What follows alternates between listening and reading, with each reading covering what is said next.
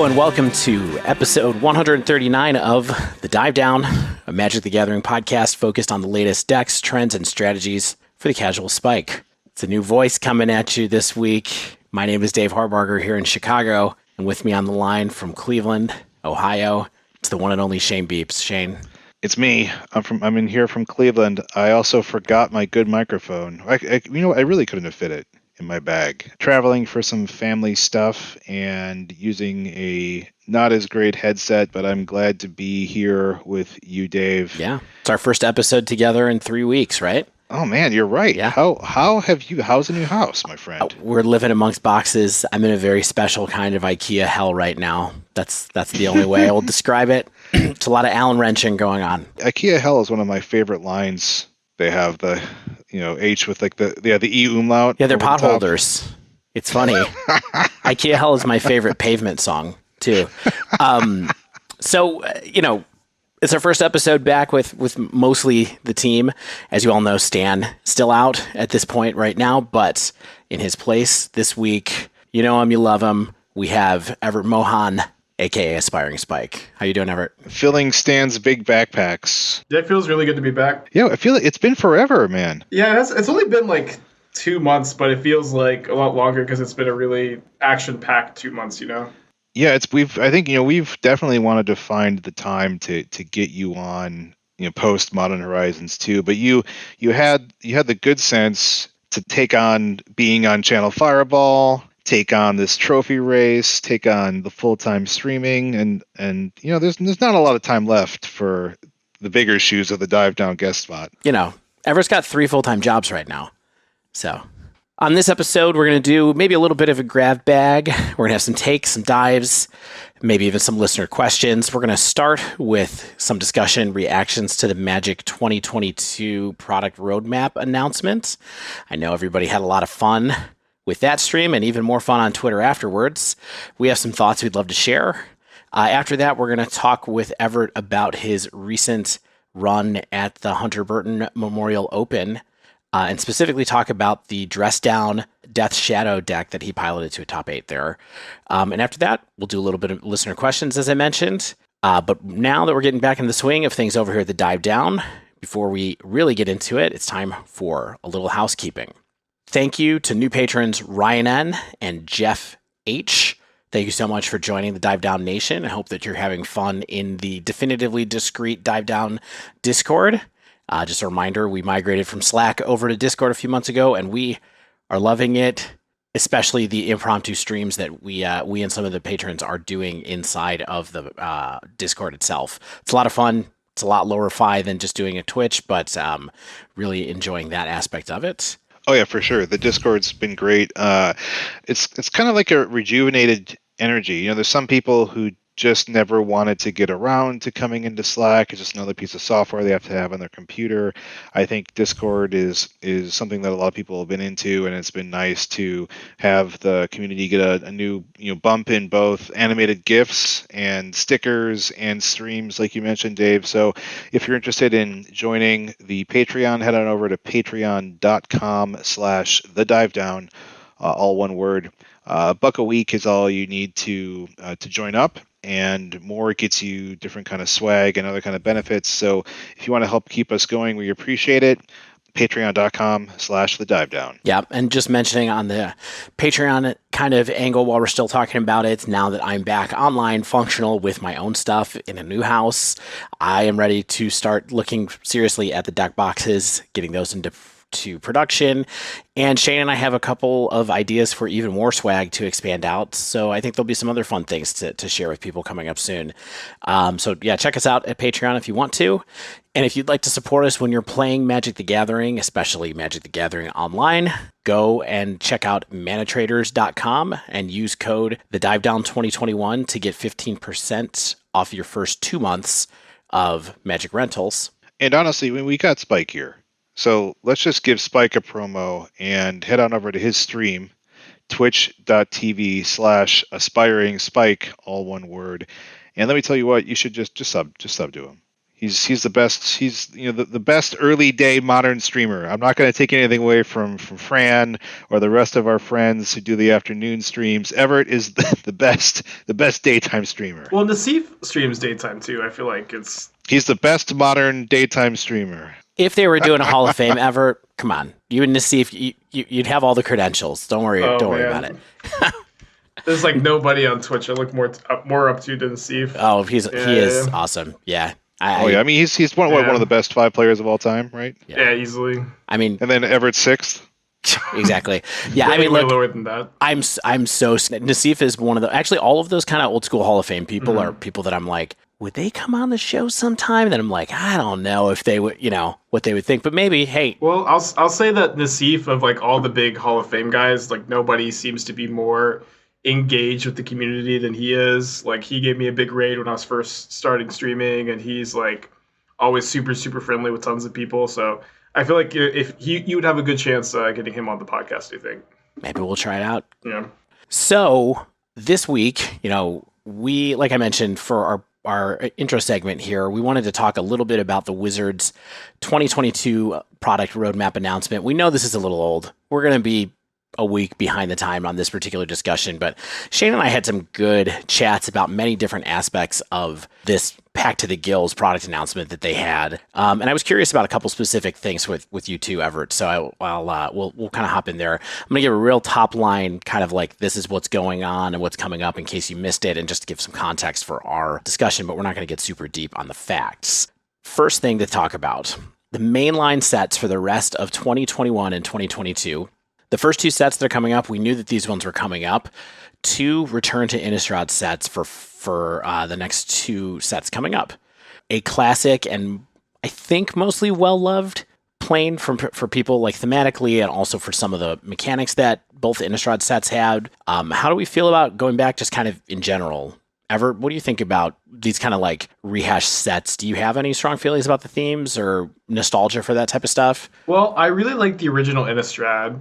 I started playing in Return to Ravnica, so I wasn't really around for the release of the original Innistrad, but the standard that I learned Magic with and came to love Magic with was definitely defined by the Innistrad block. And I really don't think that they did a good job with Shadows over Innistrad, because they just had Return to Zendikar that was dominated by Eldrazi, and that was another criticism of the Zendikar block. They returned to Zendikar, and it's all focused on Eldrazi instead of the cool elements of Zendikar.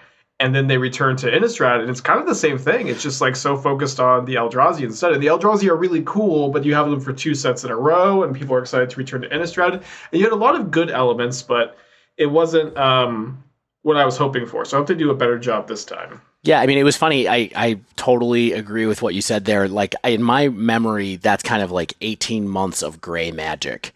It was like everything was about like getting corrupted and turning into Eldrazi, and all the mechanics had to work in one form or another with Eldrazi. I definitely felt that at the time, and it was at least 4 sets in a row, right? Because there were 2 Zendikar sets and 2 Innistrad sets at that time, too. So, agree. I hope they get back to something that's more like, hey, enjoy this unique setting. Yeah, exactly. That's what I felt like too, Evart, is like I had come back to Magic after 19 years, and I came back to Cons, right? In like 2014. Cons was great. Cons was so good. Classic. Yeah, Cons was a great set to come back to. And then pretty soon after, like 2016, like Shadows was coming out, and I was like, oh man, I had heard so much about Innistrad. And I heard so much about the limited set and the kind of the flavor mechanics, and everyone was pretty hyped. And then it was like, well, what's this Eldrazi stuff? Like, why did it sort of fell on its face? And it did feel like it was sort of a lot of build up to something that not a lot of people were really asking for. But I think that, we got a lot of cool cards out of Shadows and Shadows block. There's some unique elements and unique flavor. And I know that Morrow especially seems to love Innistrad so much as like a playground and an environment and a plane to build in. So I always have hope in terms of theme and in terms of, that kind of stuff. I will say, I think as far as mechanics go, there is one thing that I thought would be fun to talk about for a minute, or at least just point out to all of us, and that is I am really shocked that they're going to have flashback in a standard legal set. And we've already seen a card that has that. So I'm super hopeful that we're going to have some good 1, 2, 3 modern level cards, potentially modern level cards, just because flashback is so powerful.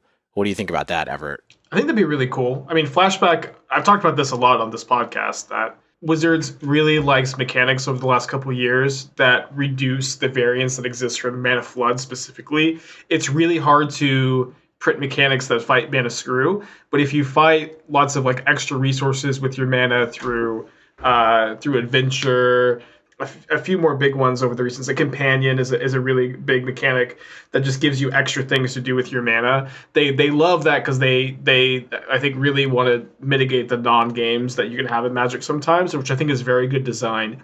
And Flashback is wonderful at, kind of just making sure you always have something to do with your mana, even if it's not that impactful. Yeah.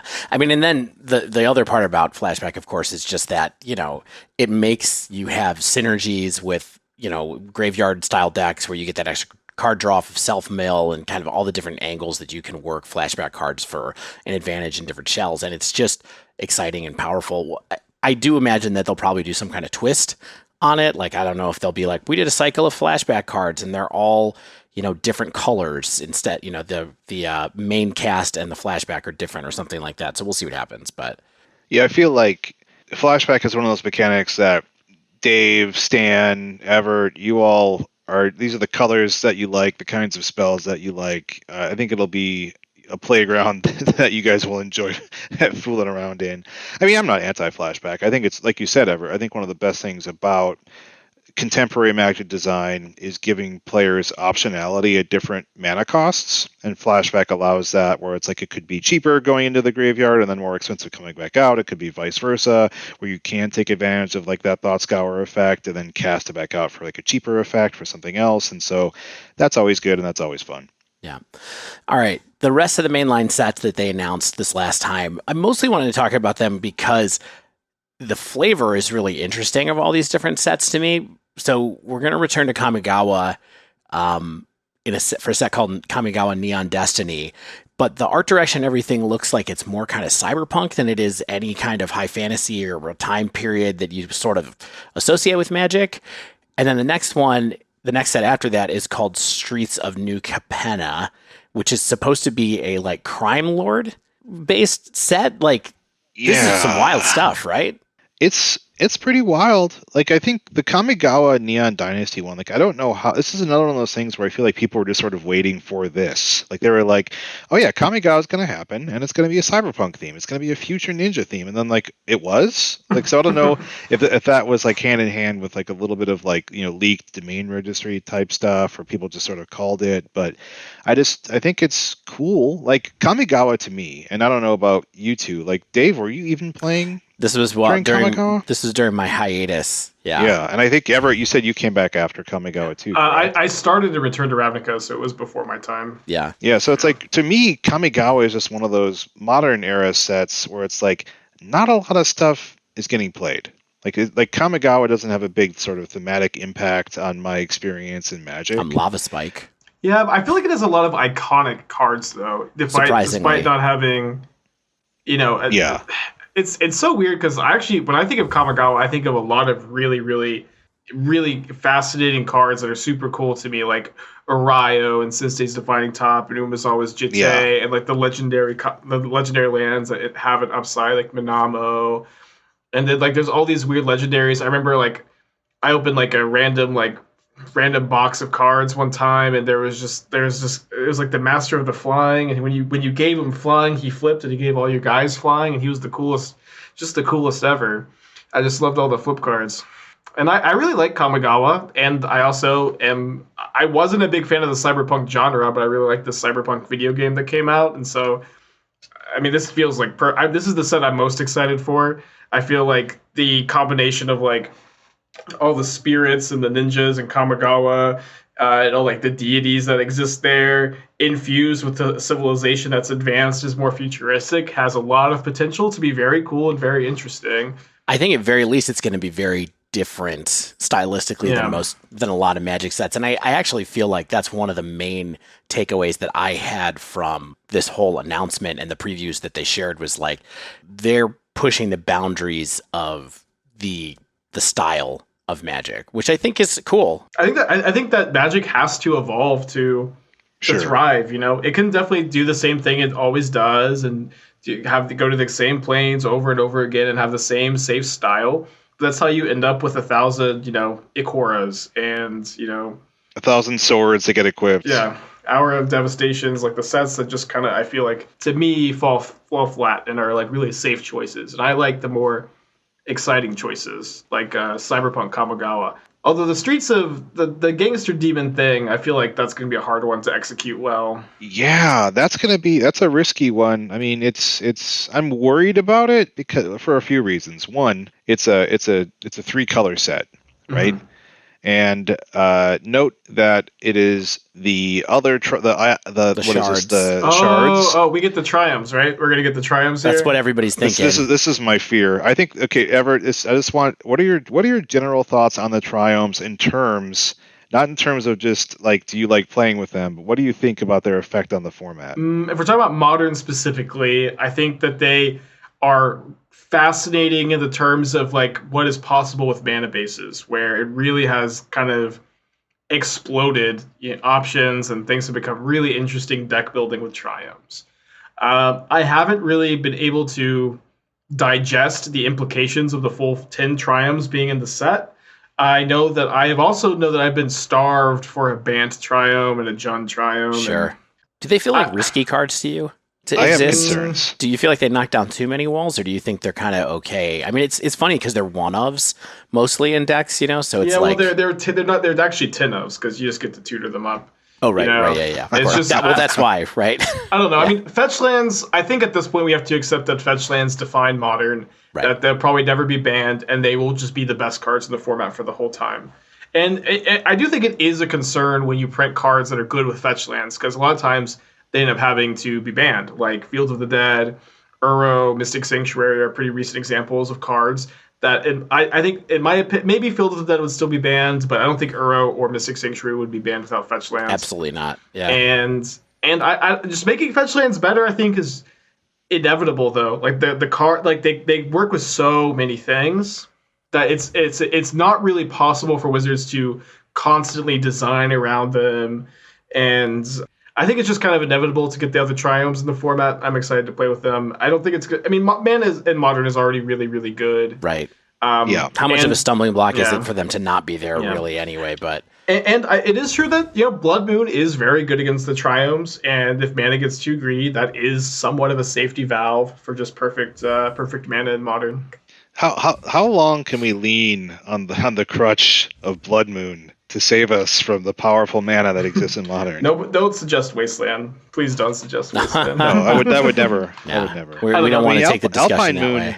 You're playing the Alpine Moon lately, though. Yeah, I mean that card is really, really good right now. Yeah. Yes. We'll talk more about that in a little bit for sure. All right, last two sets coming up in 2022 for the main line. Magic sets at least are Dominaria United and Brothers War. Of course, we don't know much about this, but going back to Dominaria, I think is always fun, although I'm wondering how resonant it is for newer players at this point as opposed to old people like me, especially the Brothers War kind of idea. Like it'll be interesting to see them do a set thematically around Brothers War when really Antiquities was kind of telling the story of that already, even though it was sort of through this ancient history lens. And I'm assuming that this one will be more like it's actually happening during the set or whatever, but seems cool. Always curious about these sets that feel like they're going to be artifact sets. Like Brothers War, you kind of assume it's going to be an artifact set that we're going to end up with some broken cards because they're going to push some mechanics. Happened in Kaladesh, happened with Mirrodin. There are Antiquities cards that, of course, show like how powerful artifacts can be as well. So that'll be interesting. Dave, as our resident Vorthos head, who are the brothers? Oh, Urza and Mishra. Okay. Yeah. Got it. Yeah. All right. Thank you for telling everyone else that. Of course, I knew that. Sure. Yeah. Sure. I mean, my general thought on Dominaria is that it's definitely going to be like a safe space after like the perhaps more experimental the Kamigawa and the Crime Family one. Sopranos of Magic. Home. Yeah, come back home to Dominaria where we know, we have Teferis and Jaces and whoever. right. Is Teferi on Dominaria? Teferi is Dominaria. Jace is somewhere else. Teferi's like the main character. Yeah. I cast so many Teferi 5s. He's my favorite card. My favorite Planeswalker. Yeah, you cast a lot of blue-white planeswalkers, absolutely. That cost 5 mana. Yeah, or 3. That one costs 3 mana. No, that's Time Raveler. No. You get 2 mana back when you Hero of Dominaria. Oh, yes, you're right. Yes. All right, so sounds fun. We found out which one Everett's looking forward to the most already, which is awesome to hear. I think I'm probably, out of those ones, the most curious about Innistrad when it really comes to it. And hey, that's great, because we're going to start getting spoilers for that like literally tomorrow. I think they're starting to come this week. The early spoilers we didn't really have time to talk about or really need to, but like the early cards were pretty good. Like just the stuff they spoiled already from Innistrad. There's like 5 cards, and I thought they look like there could be some strength already. So here's hoping. Just tune in the next couple of weeks as spoilers come out, because we'll be doing spoiler coverage for Modern and other formats. There's also 2 reprint-esque sets coming up, Double Masters and a new Jumpstart set. Hey, I guess Wizards loves Jumpstart as a brand, because now we got a historic Jumpstart. We got the last year's Jumpstart. Now we're going to have another one next year. I've literally never played the Jumpstart format the way you're supposed to, but some of those packs are fun to open sometimes to pull, Rhystic Study and stuff like that out of that. Yeah, Dave, is the way you've played this format by opening up the things to try to get money cards? Yeah, exactly. When I'm at Target, I'll just be like, oh, there's a 4-pack. I'll buy one and see if I can get an Allosaurus Shepherd. Kind of go from there. But Shane, I'm here for Double Masters for sure. Yeah. I gotta feel like they're running out of cards to print in these reprint sets, but maybe I'm wrong. I mean, you'd be surprised. You look at stuff and you're like, oh, Liliana's $100 again. You know what I mean? Like they could just, it's just a great way for them to cash in some reprint equity. I'm here for the reprints. Like if you look at the last Double Masters, we ended up with so many cards that dropped down to $5 even. You got your stock up on your engineered explosives, stock up on your Mishra's Bauble, stock up on your swords of fire and ice and stuff like that. It's just like you look at the set list and you're like, oh yeah, that was in that, that was in that, that was in that. And these are cards that are like $50-$60 again, due to EDH pressure, due to Modern pressure. So yeah, just print away, my friends. Like you don't have to worry as much about the limited environment in these, I think, as they do in the Modern Horizon sets. So it's just kind of reprint equity of the set. All right. Next part of the announcement I wanted to talk about was the one that was the most surprising to me personally, and that was the fact that they are going to be printing some Pioneer event decks, I guess, or Challenger decks are they're calling them these days, but the lists are actually really good. So it's a mostly built, there's 4 decks, a mostly built Azorius Spirits, Orzhov Auras, Mono Red, Burn, and Lotus Field combo decks that you can go to the store and buy in paper to have a pretty much finished tournament level Pioneer deck ready to go. So don't really care what these decks actually are, to be honest, but the biggest thing for me with this was more like a record scratch of, oh now we're supporting Pioneer. And it's back. And I'm super curious, Evert, to hear what you think about that, because I know that Pioneer captured your heart for a little bit, and then you kind of went back to Modern. Is this piquing your interest as far as thinking that maybe we could dip some toes into Pioneer again, or what do you think? Well, I mean, this announcement is 100%, in my opinion, Wizards testing the water and seeing if players are still interested in Pioneer. And they're going to be looking at and to see how does this product sell? Are people going to play Pioneer? Are they going to play Pioneer at the LGS? So if you love Pioneer, you should probably buy one of these intro decks. They seem like they're great value.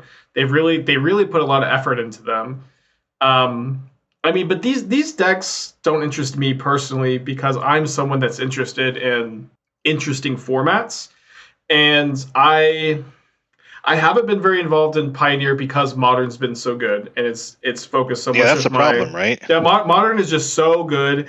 Every time I've played Pioneer, it hasn't felt as good. And I do watch some Pioneer streams, and I do watch some Pioneer content, and it seems very fine, but it kind of feels like what Standard should be at least in, like, the environment, and like the kind of the relative power level. And I feel like for me, like one you said, Everett, is like, we're originally a modern podcast, right? And it modern with the infusion of Modern Horizons 2 and just a general, I think, pretty good cultivation of the format by Wizards.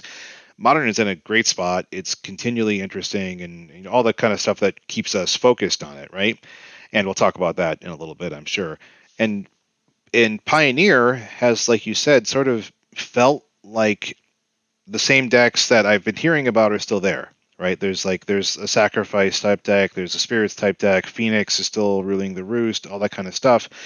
And mono black aggro is still there and succeeding. And it's like, well, I was playing mono black aggro 2 years ago when Pioneer was like announced, and so like is this format really not having that much turnover at all? Well, I think the lack of like decks changing is the lack of people playing and the lack of people trying to innovate. Yes. Like, I really do think that there is room for innovation. I don't know. We'll just kind of see how players become interested in it. Like, honestly, like, if it's a fun and interesting format, I'll try it, and if it's not, I won't. Yeah, totally. That's really what it boils down to. Here's the big thing for me with this is that, so like 6 months ago, we were all or 8 months ago, I guess now, towards the end of last year, we were all super hyped on the show about Historic, right? I got into Historic pretty hard, was having a good time, was feeling kind of like what I wanted Pioneer to feel like when Pioneer was still basically combo cards. You know what I mean? My timelines might be a little bit off there, but Historic was kind of picking up the slack for that somewhat less powerful, less rotating format that I was hoped that Pioneer would be. And now Historic is like bonkers, honestly. Like, I mean, it's just like, oh, we printed half of Modern Horizons 2 into it. There's a bunch of Modern Horizons 1 cards in it. Now there's these digital only cards in it. And like, Historic has very suddenly and shockingly ceased being kind of what I wanted it to be. So now I'm kind of like, hey, Pioneer, like maybe you can be what I was hoping this middle format would be again. And that was the main reason that this piqued my interest, is because, oh, maybe now Wizards also wants to put some support into it, where it kind of felt like they had left it for dead for a while there. And I think importantly, even if it's not what we need it to be, like, if we play what we want, right? Like, we're going to play what we think is fun and what captures us, and maybe that's Modern for now. But I think a lot of people have sort of felt that Modern has become something that they don't like as much. And I think that Pioneer can hopefully be the format that they want it to be. And I think that that's what's great about Magic, is there's so many different ways to play it. And so I think one of the reasons, and one of the things that would make Pioneer more interesting is, like you said, Evert, is people coming back to it, people experimenting with it, people pushing it in new directions and stress testing the established norms and seeing what can come out of that. And I think that it's sort of a self-fulfilling prophecy if people are just keeping doing what they're doing and they're like, well, no one's playing it, so I'm not going to play it. And the more that Wizards can, hopefully in the coming year, as they increase their concepts of what local tournaments look like and pushing local events and getting sort of championships, and they can push the format any way they want. They can be like, we're going to have a Pioneer tournament. We're going to run this Pioneer event, and it's going to be only Pioneer, and so that's going to bring eyes back on it. And so I'm hoping that these Challenger decks are a part of that. All right. Next thing, they announced a whole bunch of secret Lairs stuff. I think we're going to skip over that for now, other than to just say that the Old Border Planeswalkers drop looks pretty sweet. I would amazing. Love to pick those up. Like, love the nostalgia, love the art, and the fact that it's written like it's from Legends. I think it's very funny. Yeah, like the worst and best thing ever. Like, just like the templating is so bad yet so good. I mean, it just reminds me of like when I tried to read Ice Cauldron when I was a teenager, or Chains of Mephistopheles, and was like, now what does this do? Like, impossible to parse on your own. Dave, I do have to say though, did you catch the joke about on the Math is for Blockers one? I did not. Honestly, that one totally confused me, especially because I'm like, why would anybody want Meandering Tower Shell in a secret lair for some reason? Well, it's pie, Dave. I love Meandering Tower Shell. You do? Big fan, yeah. Everett, I have like 8 of them that I will mail you sometime. Maybe I'll just I carry have them. like 8 of them too. Dude, Yeah. I can't believe how many times I opened that card in Cons Draft. I did a lot of Cons Drafts in paper, and it was just like every time I'm like, maybe I'll get a fetch land and like make this draft like No, Tower positive Shell. EV. Nah, Tower Shell, yeah. Oh no, No, people get attached to cards in Magic. It's true. Even the lower power level cards are really cool. Meandering Tower Shell is so goofy, and It is. so it's honestly a very iconic card, and I feel like it's great for a secret layer. I love it. It's funny. Yeah. The thing that I wanted to talk about, which I think was kind of like we hinted at this a little bit earlier, is the Universes Beyond. We haven't got to that we yet. had. Wow, what a breakdown we've got going on. Yeah, and this is I'm trying to get through it quickly without going too far. This is us taking a very skilled player down some real casual discussion routes right now. But This is the best use of your skills. Exactly. Tell us Talk what about you the think about product the roadmap. flavor. Yeah. Anyway, Universes Beyond. So the thing with this is like, wow, they've been experimenting with this Beyond Magic IP stuff in Magic for a couple years, right? They made some My Little Pony cards. They made some Transformer cards. Godzilla skins are in Ikoria. There's a few other things that are kind of like this. Of course, we have the Walking Dead Secret Lair. Reactions to all of these things have been all over the place the entire time it's happening. But suddenly, in this announcement, we are getting many different IPs all at once. So just as a recap, we're getting commander decks that are Warhammer 40k themed. We're getting a commander set from D&D IP, Baldur's Gate IP. We're getting 2 secret layers that are Fortnite themed. I don't know exactly what that's going to mean, but that's what they are. And then we're going to have a secret layer that's Street Fighter themed, which was the one that was the most kind of like, whoa, what to me? And then finally, we're going to have a modern legal Lord of the Rings full set in 2023. So they gave us massive amounts of heads up here that they're going to print a set where Gandalf is going to be modern legal for whatever that means. So this idea of them pushing the Magic framework, let's say, outside of the Magic kind of story zone is getting huge suddenly. And it really kind of blew up discussions on Twitter and our Discord and a whole bunch of other places. And, I guess I'd love to hear what you all think about this. Like, Evart, what do you think about all these different kind of IPs coming into the Magic space? Well, I don't have super strong opinions on these because we haven't seen the cards for these sets yet, right? And I have some feelings, but really my judgment is going to be, are these well-designed cards? Are they flavorful? Are they cool? Are they going to be fun? And if so, I'm going to like them. I don't really care that much necessarily where they come from. That being said, I do also like where they've chosen to put these IPs as far as, I think Commander is great for 40K, but you have so much, and I'm not super duper familiar, but I know that there's a lot of like identification with the different factions in 40K, and there's going to be, I feel like, so much overlap with existing Commander strategies. 40K gets really goofy, and Commander can be very like big and wild and wacky, and I think that is a great spot for it.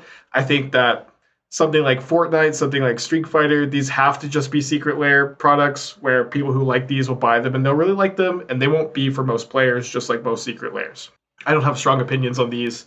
But as far as the Lord of the Rings one, the biggest set, the one that is going to actually impact Modern, the format I play, there is no other series, there's no other IP that I would be as comfortable with going into Magic as Lord of the Rings. Lord of the Rings has, is one of the few stories that has a deeper and richer history than Magic does. There's so much, it's universally loved, and it's something I'm personally excited for. I really like Lord of the Rings, and I don't think that that's on accident. I don't think that, it's not like they just kind of randomly chose that one to go to Modern, and then Fortnite could have somehow been their big set. Modern Horizons 3 Fortnite edition, yeah. I think they did a good job managing where these products need to go. That being said, we haven't seen the cards. That's going to be a whole other judgment, but I think people are jumping to a lot of conclusions, for sure, specifically on the the Lord of the Rings one. Like a lot of people are like, well, that's just going to be Modern Horizons, and it's going to be a whole set that like is massive, has massive upheaval. And my gut on it, just if I was someone who was thinking about that product, is that I wouldn't make a product with the complexity of Modern Horizons with the Lord of the Rings IP, because I imagine what you really want is to capture people who are really interested in Lord of the Rings and make them into Magic players. You're not trying to like make Magic cards for Magic players that just happen to be Lord of the Rings themed. Yeah, you know what I mean? of course, and that's what all of these products are trying to do, is make Magic the Gathering more mainstream.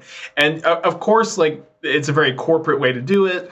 Of course, you can criticize that, but it's always been in my interest for Magic to be more mainstream than it is.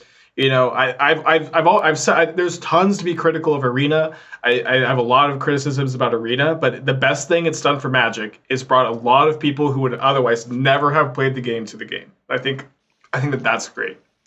Yeah. I mean, I work in an office now instead of remotely, and one of the first things that, like, even when I was introduced to the company, like the VP was like, yeah, Shane has a podcast about Magic the Gathering, because it got brought up in my interview and stuff like that. And people know I do it. And they're like, well, what's your podcast on again? I'm like, well, Magic the Gathering, it's like this card game that's been around for like nearly 30 years. And they're like, well, oh, I don't really know that. Or, oh, I maybe heard of that. And like, if I said I did a podcast on Fortnite, 90% of the office would know what that is. You know what I mean? Like, it's a lot different. And even though we think Magic is mainstream, and even though, you know, there's tens of millions of people who supposedly play it pretty regularly, it's definitely not mainstream. And so I do agree, Everett, that the more people playing the game, the better. But I do want to revisit like your statement about your comfort with Lord of the Rings, and because of its rich history and lore, how that's kind of a good thing for you. And I don't disagree with that. Like, I don't disagree that I think Lord of the Rings and Magic would, you know, go like peanut butter and chocolate. But I do have a concern that the lore might overpower the game. And it's not like the fairest way to say that. But one of the things that I was talking to Dave about last week, and was this concept that Magic has always had like this wall around it of its own lore. Like, and whether or not the quality of that has been consistent, you know, that's probably, you know, it's not really that consistent, right? There's been planes that I think have been pretty cool, and planes that have really, you know, pooped the bed. And I think, there's 15 years of just like the wildest, most inscrutable B-level fantasy novels as lore. Yes. Like, I mean, and they're cool, like they're weird in their own way, but if you really look at like the stories that they were trying to tell, like Torment and Invasion and all those blocks, like the top level of those stories all make sense, but then you get into the individual cartoon, like, and who did this and what did Phage do and why, and like all like those things are pretty wild.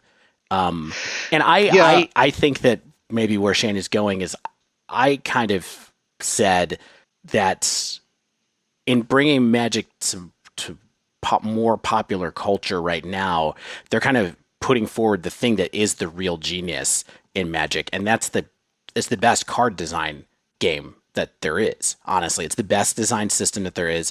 When you look at a lot of these IPs that they have, all like, I don't remember if there was a Warhammer or 40K themed card game back in the 90s when all the trading card game hype started, but Lord of the Rings had its own card game at least once. There might have been two different ones that they tried to do. There's an LCG, yeah, and like, I think that a lot of this is like a recognition that the system that they've designed and the production that they've managed to do over the last 30 years, and, you know, Richard Garfield and team's original idea, that's a thing that doesn't need to be walled off. Like, you can play with the stories that you like as part of it and still have a really great game. And I think that that's what's really going on here. And that's the part that excites me too. Now, I don't know what the ramifications of that'll be long-term, but like, it's one of the best designed things that has ever been made, I think, certainly inside gaming. So. Oh yeah. I mean, my only concern is that, like, this is a modern set. So like, formerly you could just be like, I'm fine with this existing, but it doesn't have to impact, like, quote unquote, my game or the format that I play. And this is the time when now it will.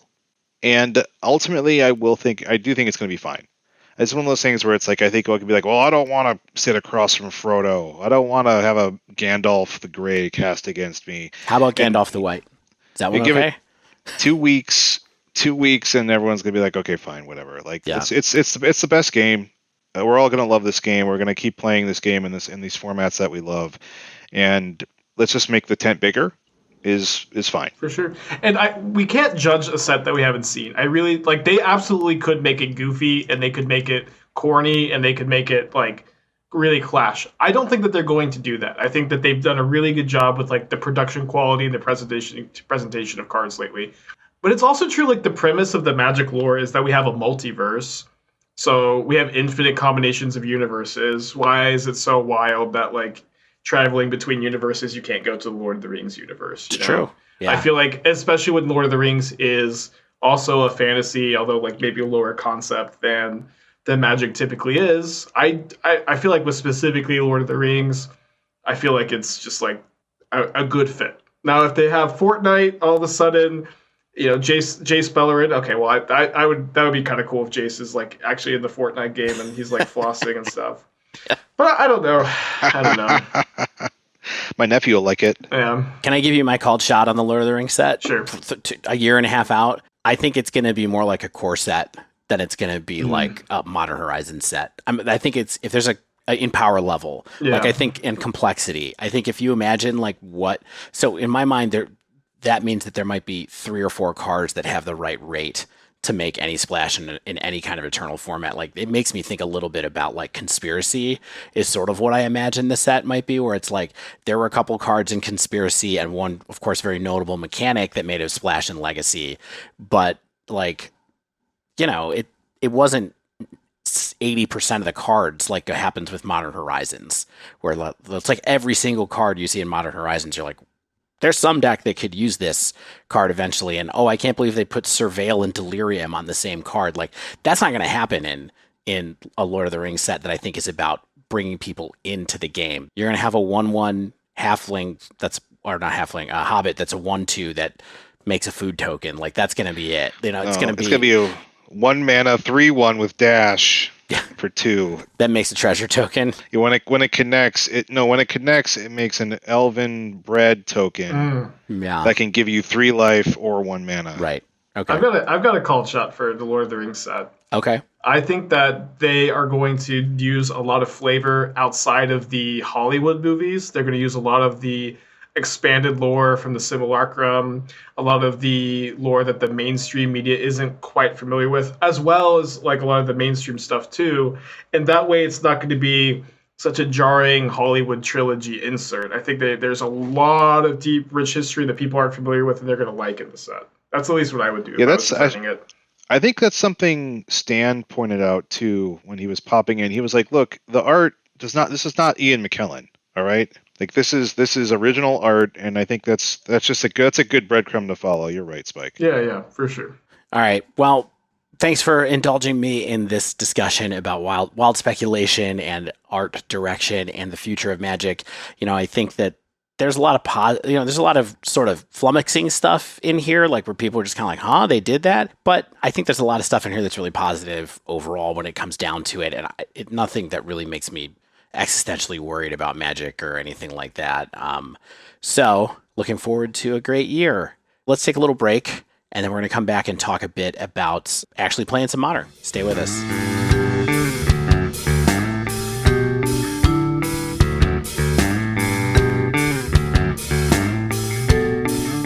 All right. So for the next segment of the show, as I mentioned, we're going to keep a focus on kind of what Evert's been up to lately. Trophy hunts, top 8s, shadows, and kind of all of it. But I wanted to start first with just talking a little bit about the Hunter Burton Memorial Open and just see kind of like what it was like to be in an event again, how that just felt to you after so long, Evert, to just kind of actually go back to a tournament hall and see people. Well, kind of like the more things were different and things were the same, where this is a tournament series, the Hunter Burton Memorial Open, which is very near and dear to my heart because it's been very near and dear to the heart of my community. I am a Dallas-Fort Worth paper grinder, or at least I was for a long time, and I know a ton of people in the area. And I hadn't seen any of them in a long time. And, these were people I used to see like every weekend, every other weekend for local tournaments and stuff. And so it was very bittersweet being back, where like things felt different, but you just getting to see a lot of people that I knew was really, really cool. And getting to actually sit down and play the game in my favorite way to play it, which is paper Magic, was a really, really good experience. And the people who ran it were absolutely great. I knew some of them. They were like super strict with mask enforcement, and then the player base was also super good about it. I didn't see over the course of the weekend a single person not taking it seriously, and everything went super smooth for what was like a 500 plus person tournament, and it was a great experience. And I feel really happy that I was able to top 8 and get my name on the trophy. That's something I've always wanted to do at this specific tournament series, and it was a great experience. Yeah, congrats on that. How did you run in the Swiss? What did you need to do? Did you have to 7 and 2, or was it more rounds? Well, it was a 2-day event. It was, I think, 8 rounds on day 1, and then 5 rounds on day 2. So I think I finished the Swiss at 11 and 2. It was X and 2. Yeah. So it was like I think it was 13 rounds. It might have been 14 and it might have been 12, but I'm pretty sure It's like a GP. Yeah, it was a little less than a GP. I think I was 11 and 2 at the end of the Swiss. I almost was able to draw into I would have been able to draw into the top 8. But my opponents, their breakers were worse than someone who was X2-1 at the time. And they had much worse breakers than everybody else that was X and 2. So they knew that if the person that was X2-1 won their round and they drew with me to also become X2-1, they would likely not make top 8. So they decided to play. I actually had that match on camera too. It was against a Tron opponent. But yeah, it was a really long tournament. So it was definitely not easy to top 8 the event. I mean, that's a lot of 13 rounds. For sure. And then my endurance for like a paper tournament had really waned down, and all my habits for paper Magic had really gone away too, almost completely. Or although maybe they came back a little bit over the course of the weekend, but it's just being cognizant of triggers and things that Moto does for you. Like that kind I keep of stuff. clicking this mouse and nothing's happening. But I mean, not only that, definitely that, but I used to I used to be a shark when I played paper Magic. I was able to more than Magic Online, because you're pretty sharky. Yeah. Okay. I feel like I was always able to look into my opponent's eyes or just watch them, and I just would know what they were thinking, or at least I like to think that. I was always so aware of every little movement that my opponent made, and I feel like I was able to get reads that were really, really insightful, but also sometimes I read way too much into just nothing and I played myself because of it. But that was almost completely gone. I was just not, and part of that was maybe the masks, but I was just not able to get reads that I used to be able to get. It is so hard to stay engaged in a game like that, in that fashion. Mm-hmm. To maintain full awareness, in the paper environment, the amount of things you can be doing, paying attention to your own physical board state, looking at things, looking at your opponent, trying to make sure they're not cheating, trying to see if you can get a read on them, that over 4 rounds at a weeknight event is tough, let alone 2 days of high level Magic. It's just so exhausting. Yeah, I used to be in really good shape to do that mentally. I used to just do it every single weekend, and all those habits really went away. I hope that they come back one day, but they're probably not coming back anytime soon. I hope we get a chance to have them come back. Yeah, we'll see. Kind of out of our hands at the moment, unfortunately. One thing I did want to ask you, as far as just kind of your impression of what you saw in the games that you played, was Mickey S. So I took some listener questions for this segment and the next one. And Mickey S. asked us, he'd love to hear about paper versus online meta when, at this event. Do you think was a difference? Do you think that things have converged because so many people who are even engaged in Modern are mostly engaged on Magic Online now? Or what do you think you saw from this one event? Well, it's important to note that the Magic Online meta, even before COVID, was always a way better. It was a much more tuned environment than the paper meta, where the paper meta, people would often more so play decks that they have because of the prohibitive cost of Modern. And on Magic Online, there's a lot of rental services. People can play whatever they want, and so decks become a lot more defined and tuned and refined. And so the paper meta is still like it was before, in that it's harder to predict because people are not just playing the decks that they think are the best, which is largely the case on Magic Online. I do think that is probably a little more pronounced now than it was before COVID, although it's probably not as much as you think. Just going around the room, like people were there and they were ready. They like, a lot of people had been focused. They've been learning for Magic Online, watching streams and stuff, and they were ready to go. Yeah, like I talked a lot about the HBMO meta with the gentleman from Mishra's Babel last week, and one of the things that Fran noted was, decks like Elementals, decks like we'll talk about in a second, your dress down Grixis Death Shadow variant. Like these are decks that are fairly new, or in the case of your dress down variant, very new. Yeah, like I had been playing it for maybe a week or two on stream. And I played a mirror match like halfway through day 2. Yeah. I think we counted eight people on that deck, or five people on that deck, something like that.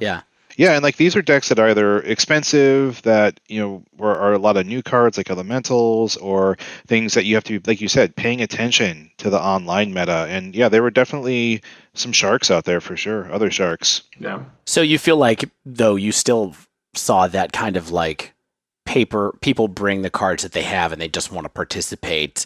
Not everybody's tuning it on the paper side a little. Yeah, I played against a couple lists that were like kind of untuned. I played against like a Esper control deck that felt like week 1 MH2. I played against Mono Blue Mill with Suspend in their deck as their removal spells. Right. But I think besides those 2 decks, every other deck would be something I would expect to play against on Magic Online. Interesting.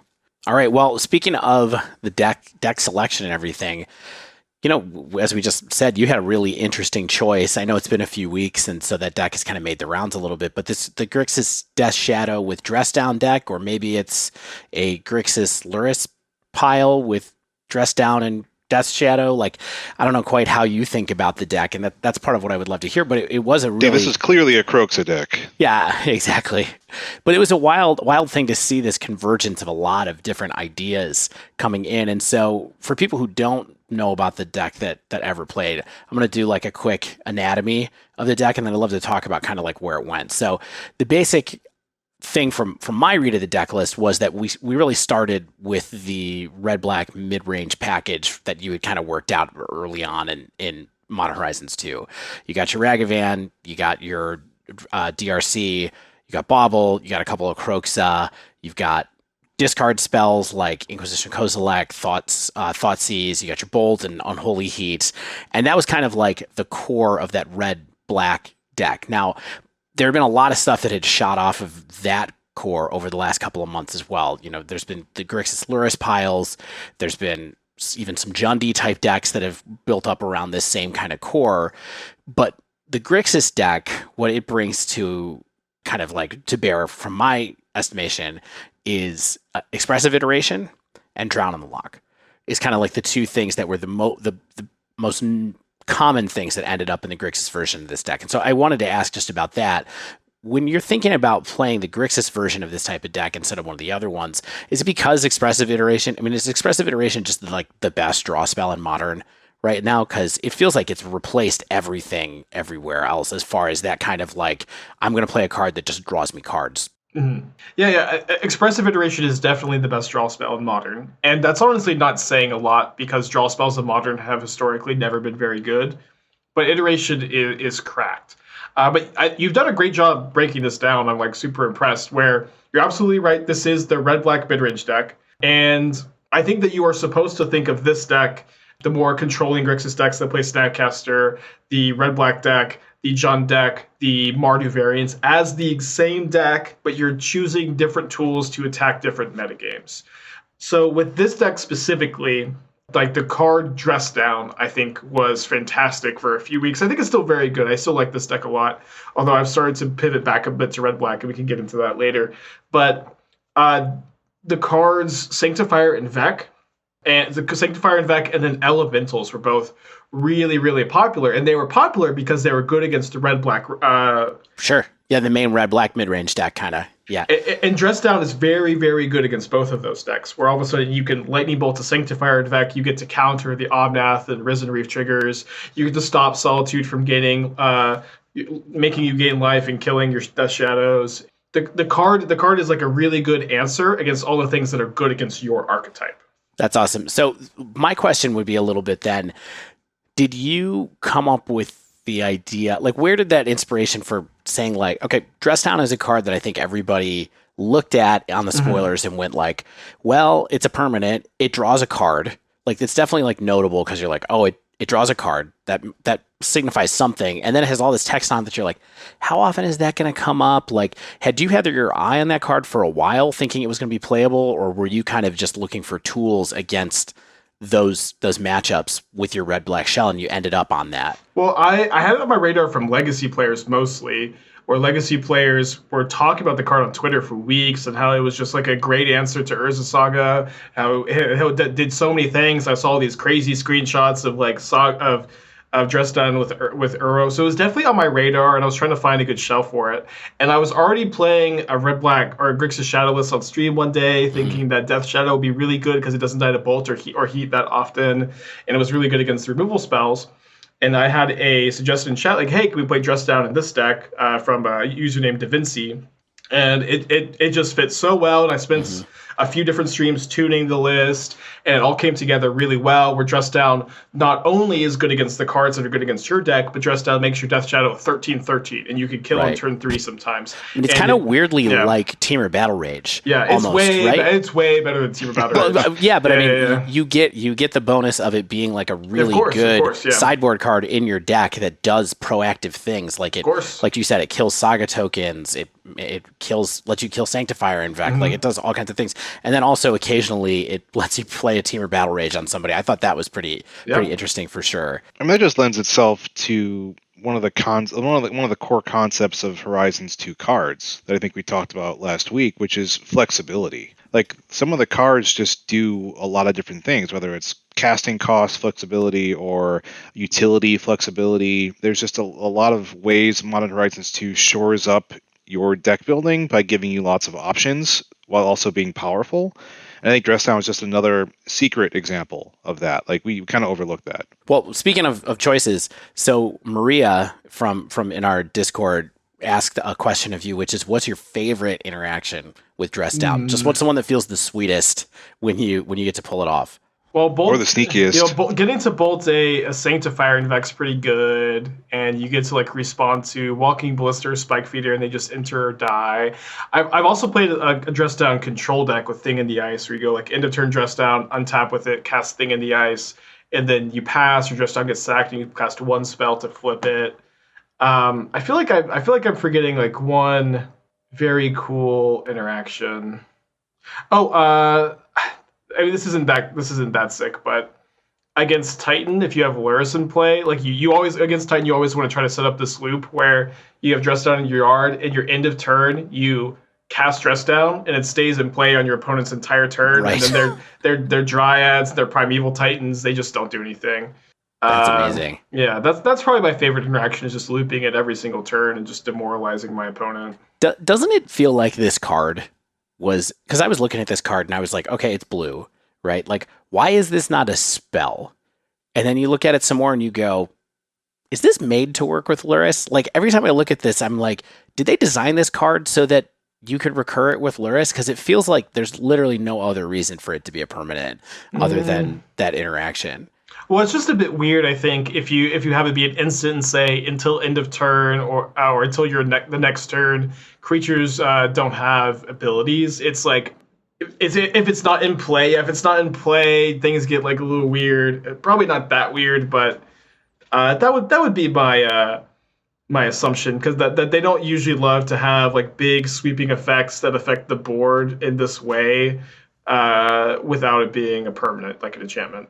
Yeah. But Evart, you mentioned that you think this card is probably still pretty good, or that you indicated that it might not be as good as it was even a couple weeks ago. What has something changed about people's awareness of the card or playing around the card, or do you think that like it was never as amazing as people made it out to be? It was just like it did some cool stuff. Like, what are your overall thoughts on it right now? Oh, it's just a metagame shift where Tron and like blue white control have become two of the biggest decks in the format. Where they weren't very popular, like when I was playing a lot of this deck. And not only is like Dress Down ineffective against those decks, the matchup as a whole is not that good against either deck. Definitely fine matchups, definitely totally winnable. But if you are entering a metagame that's defined by Tron and blue-white control, you don't want to be playing, if you think that the red-black deck is all like a bunch of different variants of the same strategy, you want to find the best strategy for the format. And it's also true that Elementals is heavily on the decline because of the uptick in Tron. And Dress Down is largely like to combat the Elementals crushing the fair decks, Right. Yeah. Yeah, absolutely. I'd love, so one thing you talked about there, I'd just love to unpack for a second is, how are Tron and Elementals related to each other? They're kind of inversely related, where it's like Blue-Red Murktide is a super good fair deck that Elementals crushes. It absolutely destroys the Murktide deck. And when Elementals is so popular, Tron like almost can't lose to Elementals. The matchup is so incredibly lopsided. It's really, really heavily favored for Tron. And so there's kind of like this inverse, but Murktide is very good against Tron. And obviously there's dozens and dozens of other decks in the format and in the environment, but this is kind of like almost a rock, paper, scissors. It feels like at least recently what's been popular in the metagame, where one of these three or two of these three decks are popular at any moment, and one is feeding on the other, and the other pops back up. Interesting. Why is Tron so favored against Elementals, though? Is it just the Planeswalkers are really good, or their clock is really slow, so they can't pressure Tron. Got it. They don't have a lot of interaction for the lands. And then Tron has all of these huge sweepers, which stops Elementals cascading card advantage. Yeah. Ugin, O-Stone. Karn is really good against them. They can get Torpor Orb out of their board, which is the best card against them. So they have game one Torpor Orb. Yeah. I guess Elementals is really big with the like creature removal, right? With Solitude and things like that. And they don't line up well against Tron at all. Yeah, they don't have any Planeswalker interaction or anything like that. So that makes sense too. Awesome.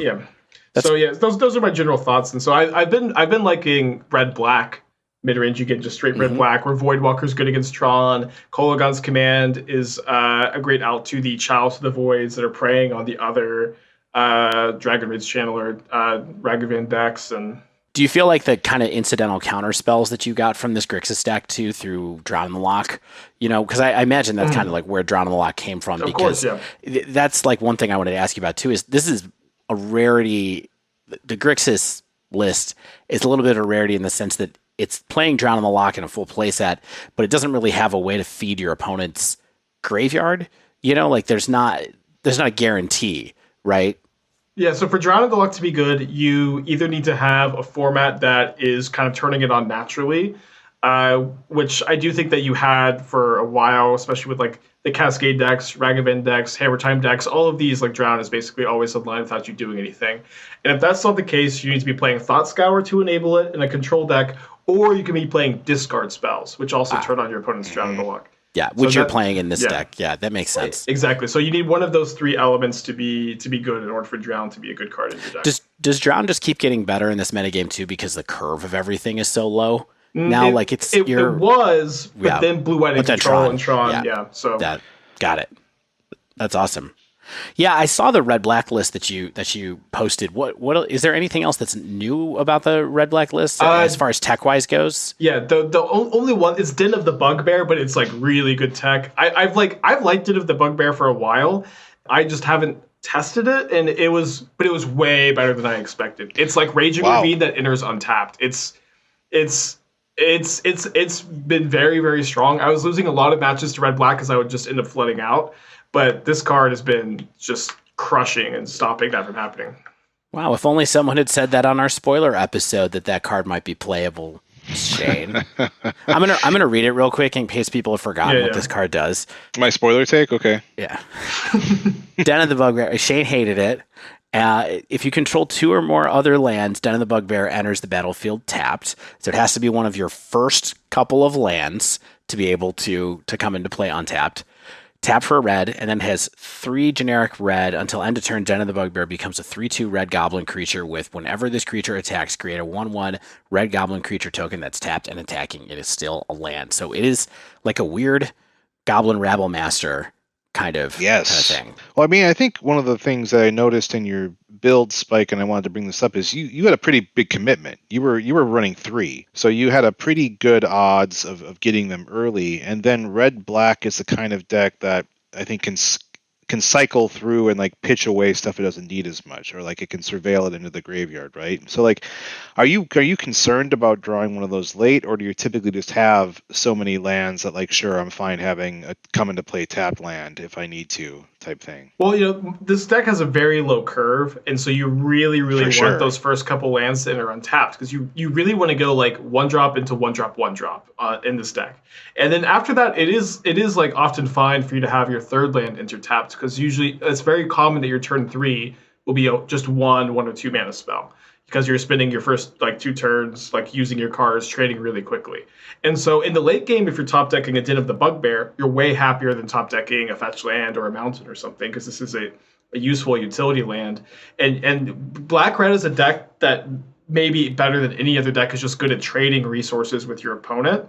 And once you just can do that over and over again, you just have Den of the Bugbear to clean things up. And also with the uptick in Tron and blue-white, Den is like very good against both those decks. Yeah, I was going to ask, one of the things that I've been paying pretty close attention to, or trying to at least, is like this dance between, I guess we're just kind of fast forwarding to some meta discussion anyway, because that's sort of what's naturally happening. I think we're fine. We had a good discussion about Dress Down. It was awesome to see where that came from, and that's an option I think we should all keep looking at going forward, depending on where the meta goes. Card. But it's not always going to be good. I think is the message we should hear from Evart here is like, hey, it's going to be great at certain points in the meta. You have this package where you can bring in Dress Down and Drown the Lock, Grix and Death Shadow, and do this kind of weird thing where sometimes it's an aggressive card, sometimes it's a defensive card, but maybe we're a little bit past where it's the right fit for this moment right now. There might be other things that are better at this right now, like regular red black. Yep. Before we go to broader meta discussion, I just want to close out on this kind of group of archetypes. So Evart, is this your favorite place to be in Modern right now? One of these kind of offshoots, or do you have other stuff that you're more interested in at the moment? Well, that's really what my question. Well, I'm just going to interject here. That's my question, more or less. Is like, so like, let's go. I want to go back to like this core, right, of like Dragon's Rage Channeler, Ragavan, maybe like things like Dauthi Voidwalker, etc. Like, what defines the best version of that deck at any given time? Like, I think maybe 2 weeks ago it would be like, well, I want to play Mardu because I want access to Prismatic Ending.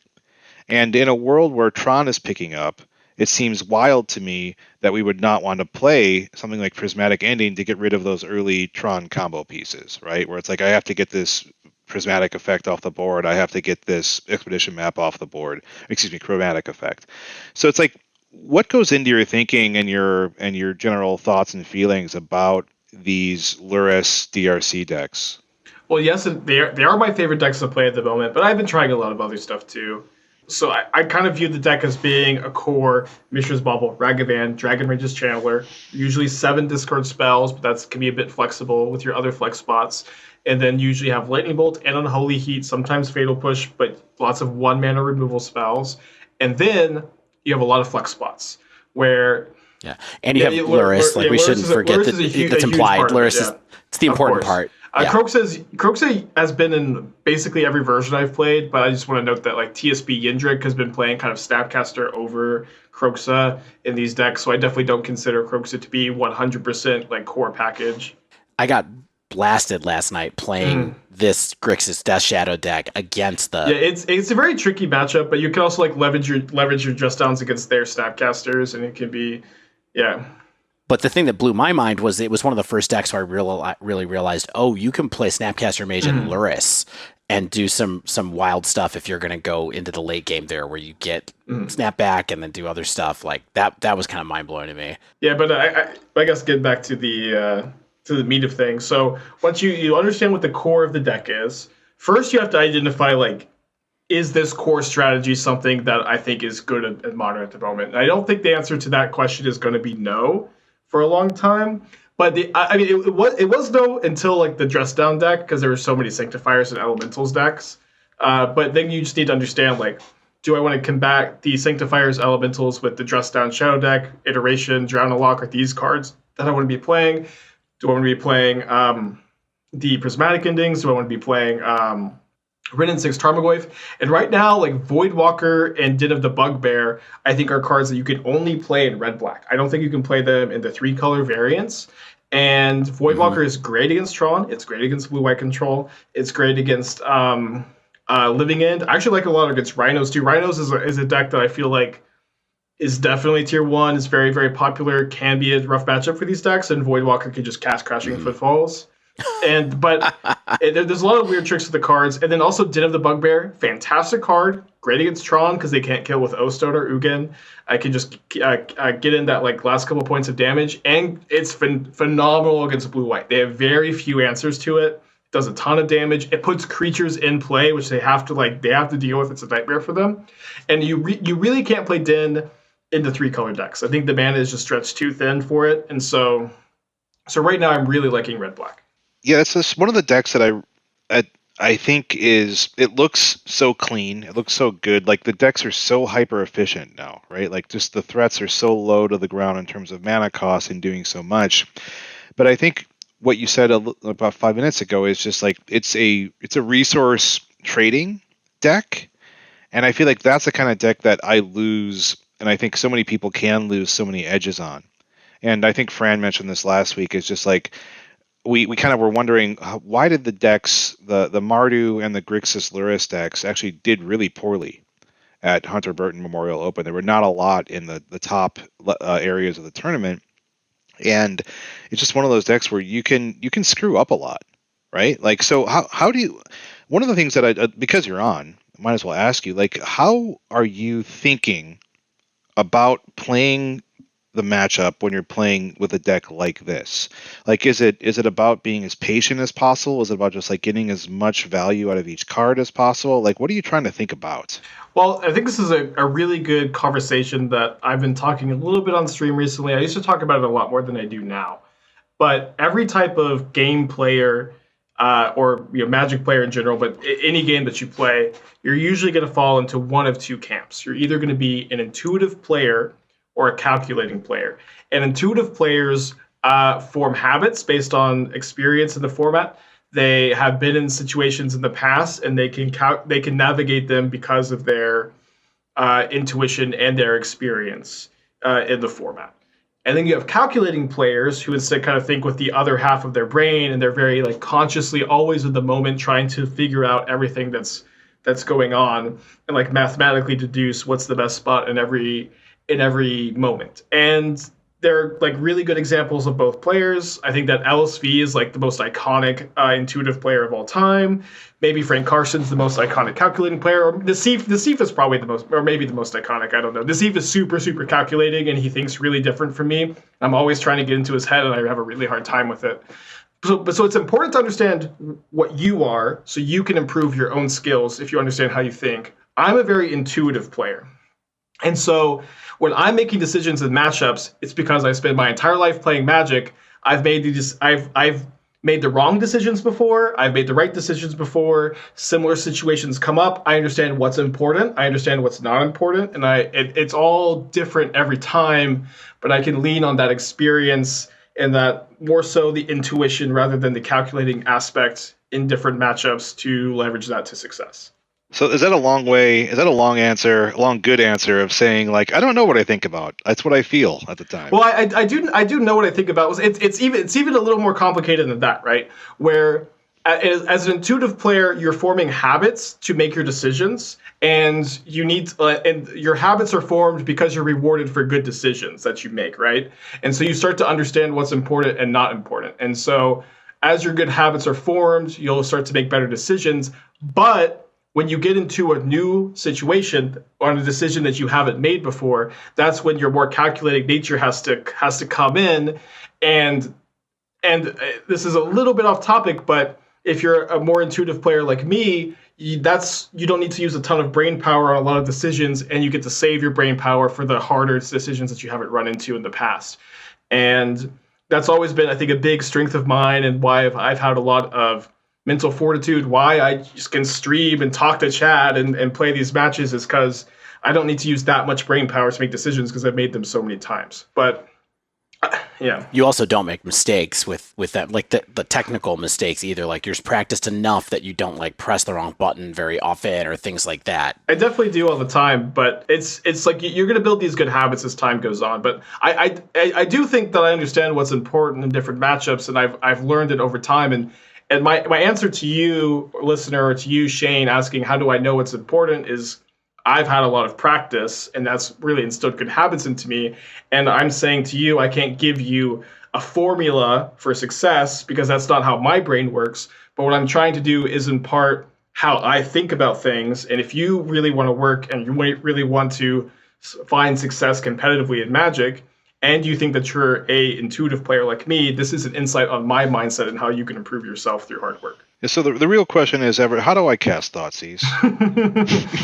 There's a Reed Duke article for you that's for a that. good article. So it's a classic. It's really good. One thing I was gonna kind of hop on this same train of thought for a minute, totally unanticipated since we're just chatting now. The thing, one thing that always really impresses me about you when I'm talking with you is that you're always like, well, this is changing the metagame because of this. And they're often like pieces of the fabric that I don't realize are connected. You know what I mean? And how do you think that skill does that develop in the same way as the intuitive kind of decision making that you're talking about? Or is it just kind of knowledge and understanding and exposure? Like that's more about just having the full lay of the land where not everybody has a full lay of the land. Yeah, I think that those kind of decisions and knowledge are pretty different from like the game decisions you make. I do think that they are also, at least for me, they're very experience based because I'm so in the trenches and I'm always playing. I play against what people are playing, and I also have a big chat that's always telling me their thoughts on the format too, and that's also somewhat helpful in giving me a picture of how people are feeling about the format and what changes are being made.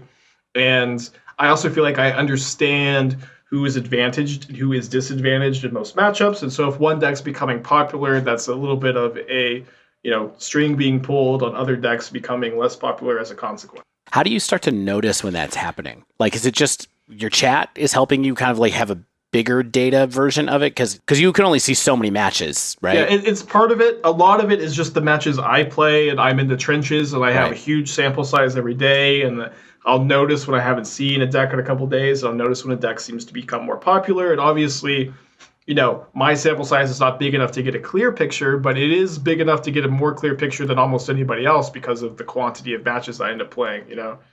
You must play more modern than.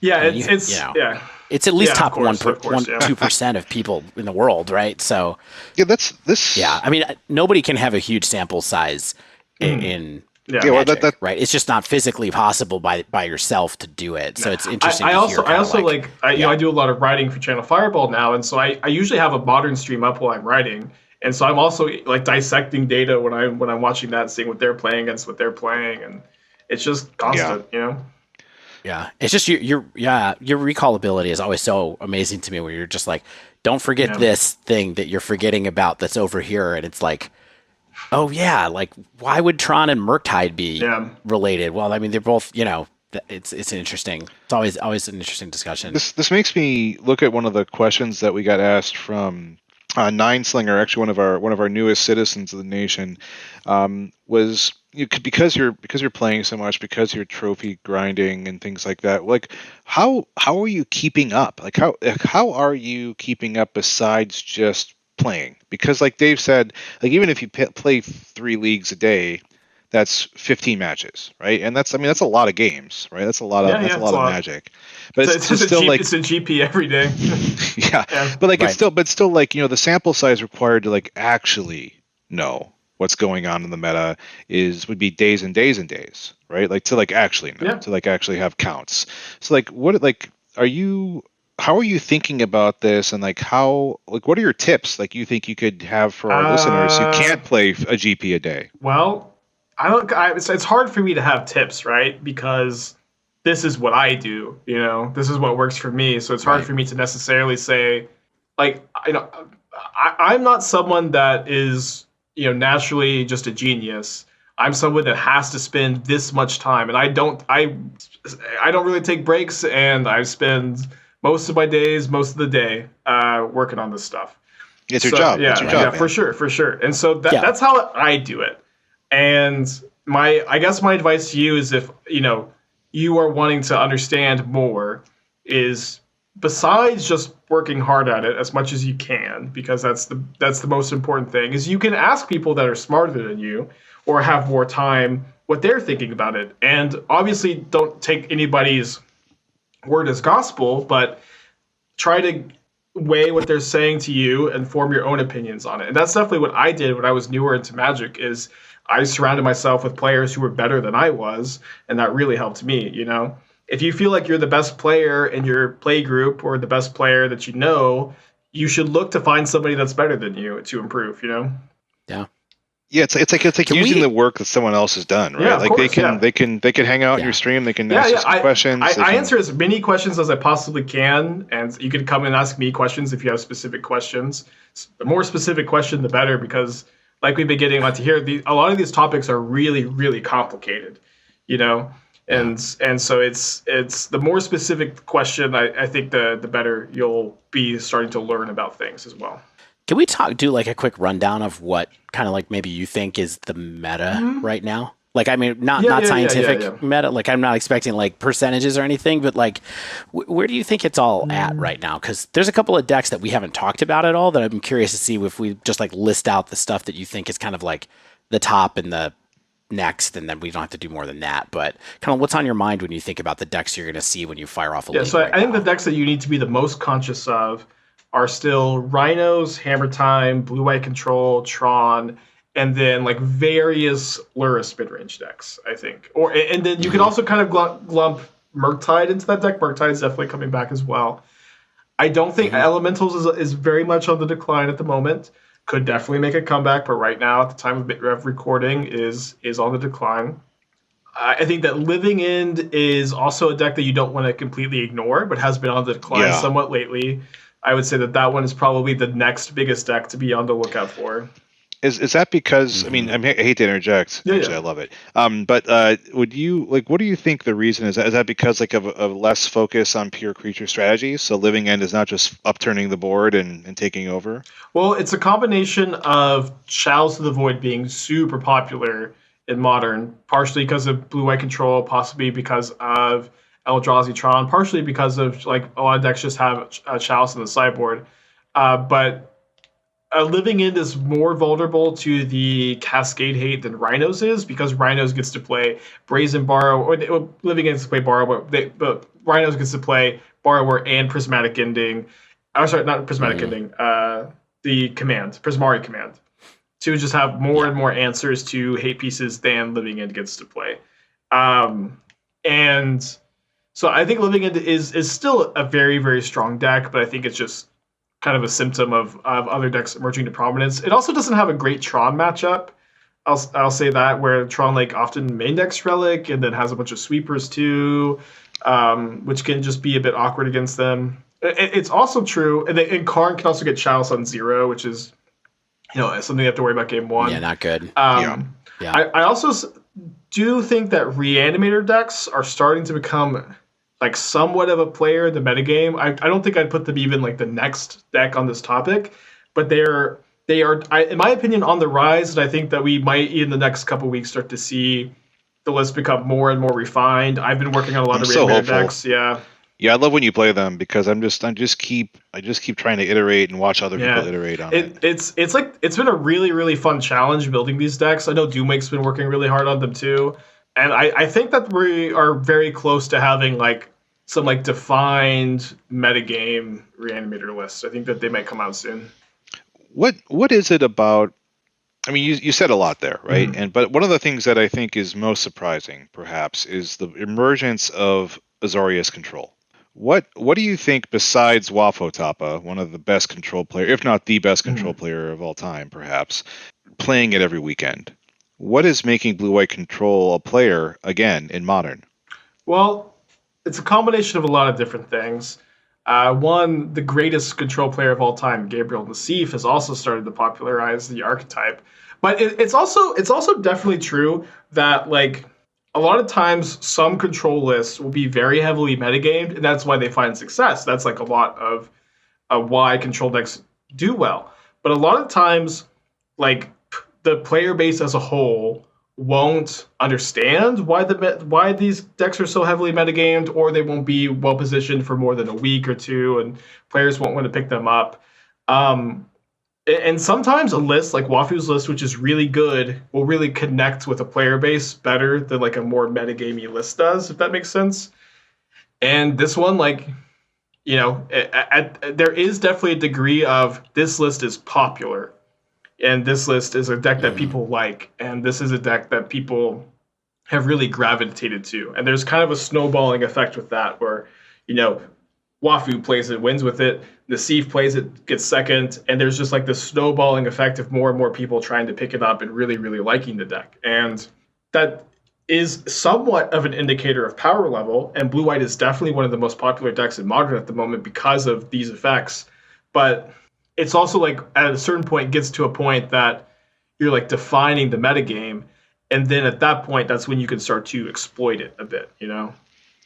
Are you sort of saying that, like, you know, popularity is another way to define tiers, like not just strict power level, and like, you know, you could be at 49%, but it's even if it's everywhere, it's still tier 1. Yeah, I guess I haven't talked about this here. I talk about this on stream all the time. When I'm thinking about the tiers in Modern, I think of them as popularity, where in my opinion, tier 1, which is really like the 5 decks I listed earlier, these are the most popular decks, and these are the decks that are defining the metagame, because not necessarily because they're popular, but because not necessarily because they're powerful, but because they're popular, and you are going to expect to run into them. And these are like, this is what defines the format, you know? And then in my opinion, tier 2 decks are decks that are well positioned in a metagame defined by the tier 1 decks. You're not going to run into them as often, but they are probably as good choices as tier 1 decks because of the matchups that they have. And then tier 3 decks are maybe as common as tier 2 decks, or maybe less common, but they're the decks I think are poorly positioned in a metagame defined by the tier 1 decks, or the decks I put in tier 3, is usually how I think about the metagame. Yeah, I think that's a good classification system, because I think, you know, one of the conundrums, like one of the definition problems that we have besides interactive in Modern is like what defines tier, right? And I think that's as good as any definition I've heard in a while. Yeah, everybody has their own way of thinking about it. Just find something that works for you is important. I mean, it's kind of objective, I think, which helps too. Like tier, you know, you're presenting a criteria that you can actually be like, these are the most popular ones. Like that's tier 1. It defines everything else. You know, a lot of people like to argue about tier 0, tier 1. Well, yeah, tier zero does exist, but it doesn't exist right now, and it doesn't exist in a healthy format. If anything's tier 0, like Cascade, Valky, then you've got like a real problem. Yeah. Alarm bells. Yeah. Yeah. One thing I wanted to ask you about. So we haven't spent a lot of time talking about Hammertime with you. Right on. Not a deck. I don't think you've played very much. Is it? I've actually played probably like 100 matches of Hammertime lifetime. Yeah. So that's not very much for you. Yeah, it actually isn't. Yeah. Oh my gosh. So what do you think is providing the like sticking power for that deck? Is it just the best kind of creature combo? Sort of creature combo-y like aggro deck that's out there, and it's just got so many angles of attack, or what do you think is really driving that outside of Lairs? It's a combination of power level, the ability to grind through interaction, while also being a deck that has tons of decision points and it really rewards you for mastering the deck. And that's something that players love. They love a deck that's going to be consistently good, and it's going to be something that they can completely master and, like, you know, always be able to leverage their skill to tournament success, even if the deck isn't as well positioned. Like a really, really skilled Hammertime pilot is always going to be a formidable force, you know? I think that is definitely something that gravitates players towards the deck. So one question that our patron Mickey had, he's in your he's in your chat quite a bit, is Turtle Power. Hi, Turtle. His name, but he interesting question that he had about Hammertime was, why is a combo like Hammertime considered fine for Modern, but Blazing Shoal is not? And I was like, I don't think Blazing Shoal and Colossus Hammer are really the same card, but then you start to stare at them for a little bit longer, and you do start to wonder a little bit, are they? You know what? Colossus Hammer, in my opinion, is better than Blazing Shoal. What? Okay. I firmly believe that if Blazing Shoal was a legal modern card, that the Blazing Shoal Infect deck would be like a degree worse than Hammertime. It'd be much more fragile. The creatures you have to play are a lot worse. Glistered Elf is a 1-mana 1/1, and it's much more vulnerable to like the hate that's already like running into Ragavan. I firmly believe that it would just not be that powerful of a deck. That being said, I do think you absolutely have to have a different philosophy when it comes to unbanning cards compared to leaving cards legal in a format, where you have a unique position when choosing to unban a card where you're like, maybe this card isn't going to be too powerful for the format, but it's already not in the format. If we release it into the world, is it going to make the format better? I don't think Blazing Shoal would. I think that it would lead to some feel-bad moments, but I think it would be a relatively inconsistent and fragile deck, and it would not be better than Hammertime. But I don't think that it would be a healthy thing for the format. I think other things very similar would be like Punishing Fire, Umezawa's Jitte. I think another great example is Hypergenesis would be worse than Glimpse for Tomorrow combo, in my opinion. I mean, we get the unban talk too in this episode. This is the best grab bag episode ever. But I don't think any of these things add fun to the format. I think Hypergenesis, Jitte, Punishing Fire, Blazing Shoal, probably not powerful enough, but all these cards are not good to play against. And I'm not making an argument that some of these cards in Modern are good to play against, but that's not a good example. That's not a good argument for unbanning cards, you know? Here's a question from citizen Shane B, and he's curious what happened to decks like General Ferrous Rockrick? What happened to decks like Goblin Bombardment, which was never even really a deck? Like, what happened to like Zabaz and the Scales decks and the Domain Zoo decks? Like, what is separating the pretty good decks from the not so good decks right now, do you think?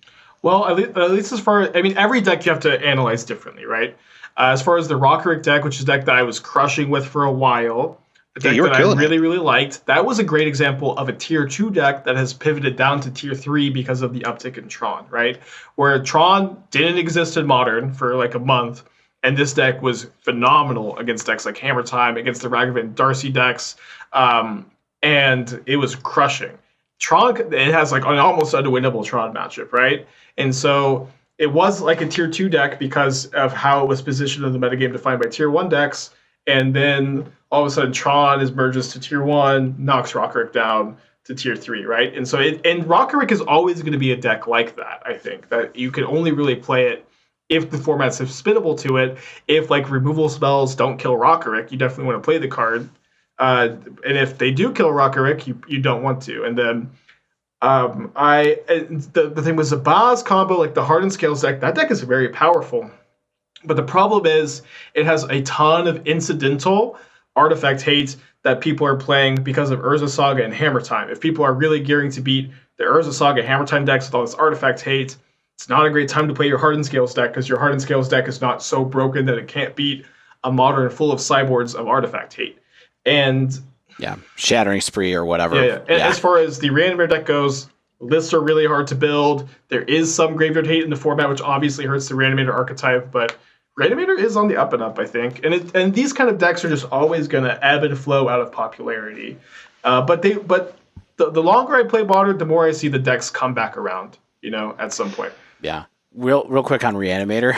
Shane's been playing that, as he said. Been playing it with Stoneforge Mystic. We've seen the Reanimator plus Primeval Titan decks. We've seen the ones that are just straight up kind of Reanimator by themselves with no Stoneforge. Your Smallpox package, all that kind of stuff. Yeah. Do you have a gut on where it's going? Like, is it going to go broken like with Primetime, or is it going to go more like we're just really trying to get Arcana Cruelty out in the most efficient way, and that's kind of what the best version of the deck is? Like, which one have you been most impressed I've been liking with, recently the Mardu list that I've been working on. Doommakes also had like a different variant. Specifically, Seasoned Pyromancer feels like probably the best plan B. You made me finally order 4 of those, man. Oh, I haven't bought them yet. I know that you gave me $20 for one, or 2/3 of one.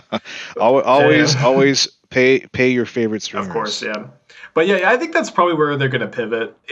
But it's also true that like the Reanimator package of Persist, Markgrave Archon, 1 copy of Rights, that's a very strong package of cards to play, but there are not enough enablers for you to have like an entire deck dedicated around this. Like any other enablers you play, Priest of Fell Rites, Thirst for Knowledge, Gifts and Given, like these cards are a little bit underpowered, and you can put them in your decks, and you will have functioning decks, but they're not going to be like the Faithless Looting, Entomb, Reanimate that the deck would ever need to be broken. The cards just don't exist. So I think that you can play cards like this in your Reanimator decks. You can play the Reanimation as more of a package of cards in a different archetype, but I don't foresee all-in Reanimator decks being a thing in Modern anytime soon. Do you think there's something about the tier 1 decks that makes them nearly untouchable? Like, is there something about just the raw efficiency and power of, like, is it Murktide or of Mardu Shadow, or like, of Rakdos DRC, or of Rhinos, or of anything like that just sort of makes them, these are going to be tier 1 for a while? I think that no, I don't think so. I think all of the decks you've listed over the very brief history of post MH2 Modern, all of them have had weekends where they've been poorly positioned decks. And a lot of them keep rising to the top, and the metagame is ebbing and flowing, and they're always going to be in contention, or at least somewhat played. But none of these decks seem like they are going to be untouchable, always tier 1, and I think that is a great sign of a healthy format. Yeah, that's awesome.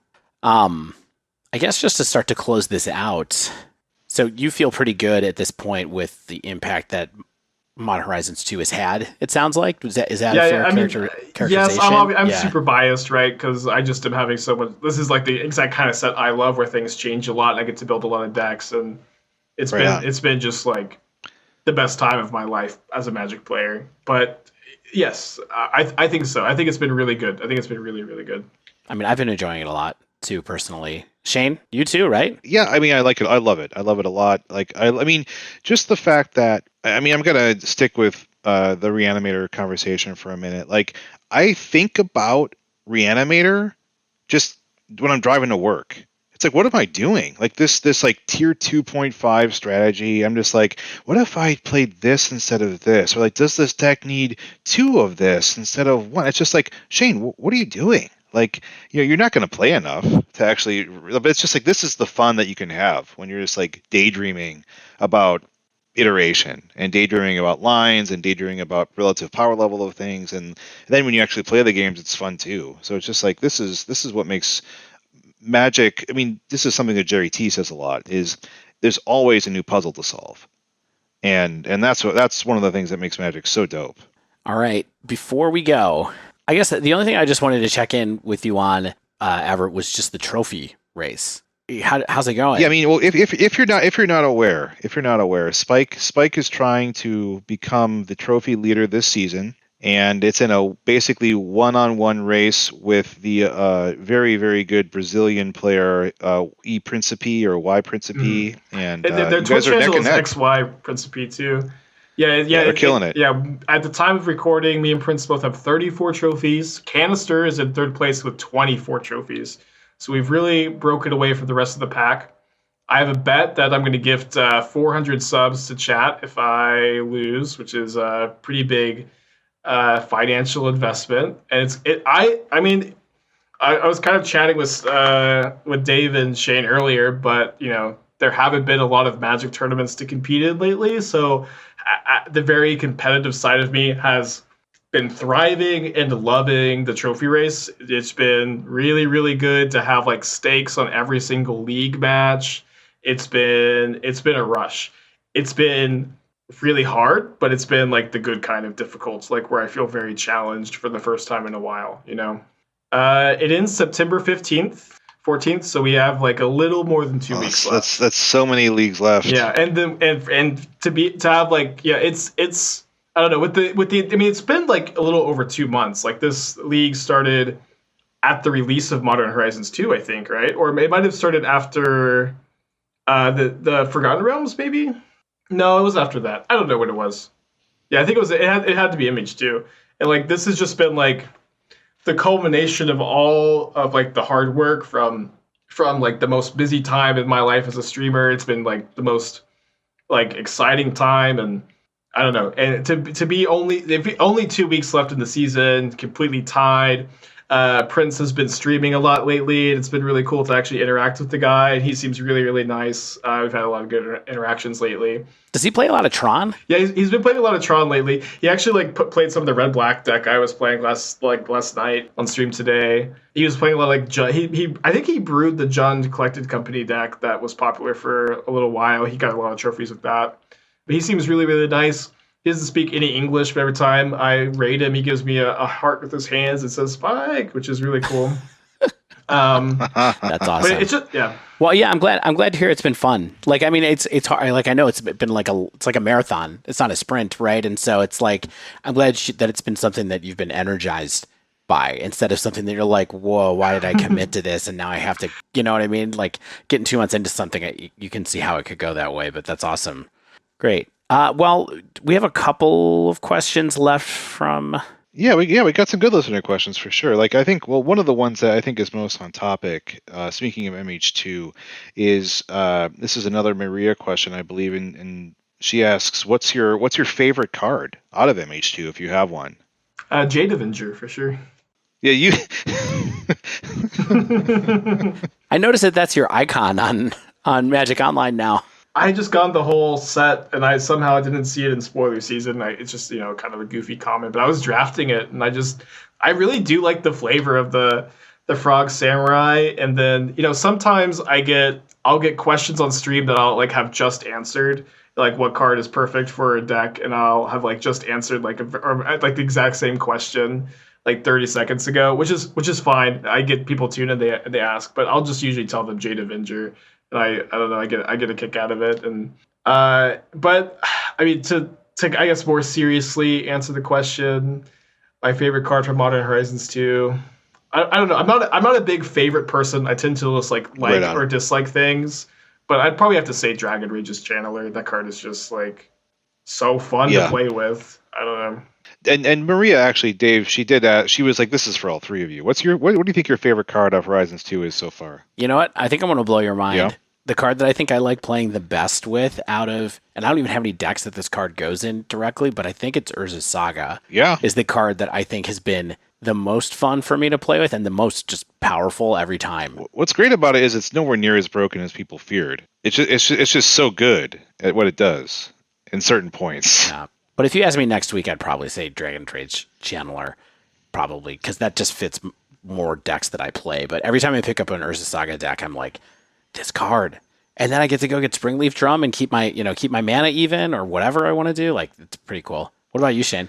Are you on? Is it Persist? No, I mean, is that your favorite card? I mean, I do love the retro foil Persist is like, I've gotten so into the retro foils. I don't know how it happened. I was kind of anti-retro frame. I was like, look, you all are just being like boomers. You're just being nostalgic. And then I'm just seeing those retro foils, and I'm like, oh man, Chef's Kiss on this stuff. This looks so good.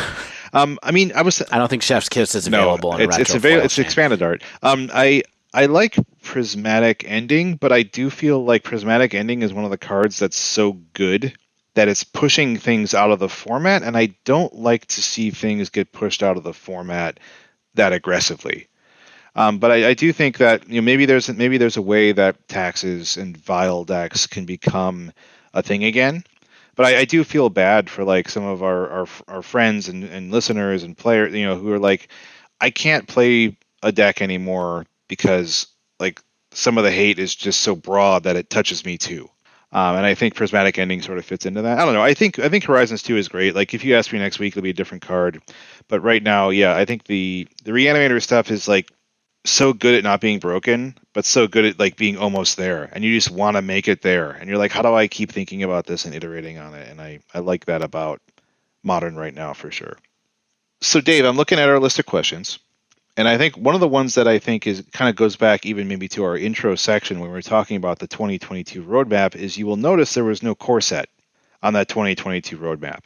And Craig's hideous laughter actually, because they are one of our Died of the Wool mill players. He's always kept his mill deck almost fully foiled and up to date. He asks, why do you think Wizards keeps going back and forth on the idea of a yearly core set in Standard? But I think more importantly, are you pro core set or anti core set, if you could be such a thing? I don't really care about core sets in the sense that I don't care about any set, right? I don't care what a set is. I just want it to be good. you know, it's like Modern Horizons 2 is the best core set of all time. Right on. It's just incredible. It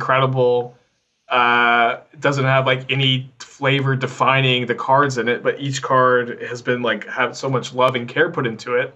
And a lot of core sets in Magic's history have not had that much care put into them. They've been like uninteresting and unflavorful and unfun to draft, to like really care that much about.